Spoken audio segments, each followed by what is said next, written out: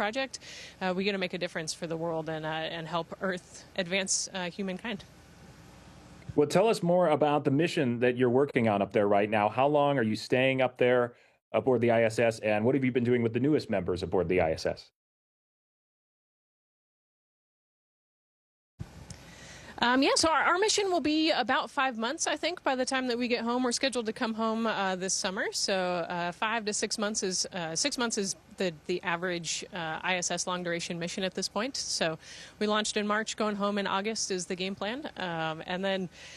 You know, the biggest thing for us, the science, we do about 60 to 70% science up here. And at any given point, there are over 200 science experiments going on, both on the inside and outside of station, looking down at Earth, looking out at space.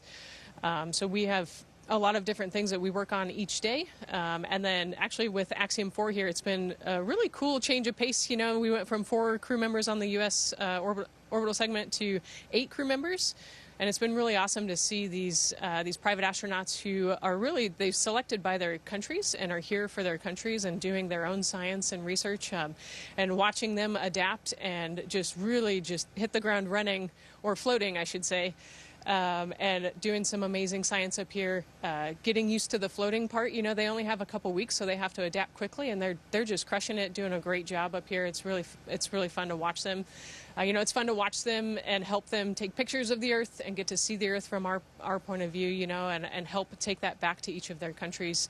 You know, we've got people from all over the world that are up here right now. Currently 6 different countries represented on the International Space Station. So it's been a blast. And then, you know, Axiom is just an amazing example of commercializing low Earth orbit. You know, NASA's goal is to eventually get to the point where NASA can buy services from commercial companies that are cheaper than what we pay for right now, and then that allows us to focus on the Artemis program and getting onto the moon and Mars. So a lot going on up here, and really excited about the future of space exploration.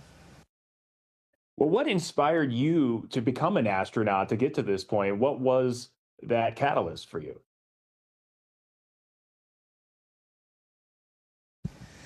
Oh man, you know, I had an affinity for space and for the sky since I was like, you know, knee high, really little. I loved the sky and space, and you know, I used to drag my family out, you know, out east of Colorado Springs, to get away from the city lights to watch meteor showers, and so I was always fascinated by it. And then growing up right there in Colorado, you know, I got to see the Thunderbirds fly over every year, so I kind of knew that the Air Force Academy existed and that there was a military potential path. And, you know, growing up in the shuttle era, as soon as I found out that you could fly the shuttle, I was like, that's what I want to do. So I was very serious.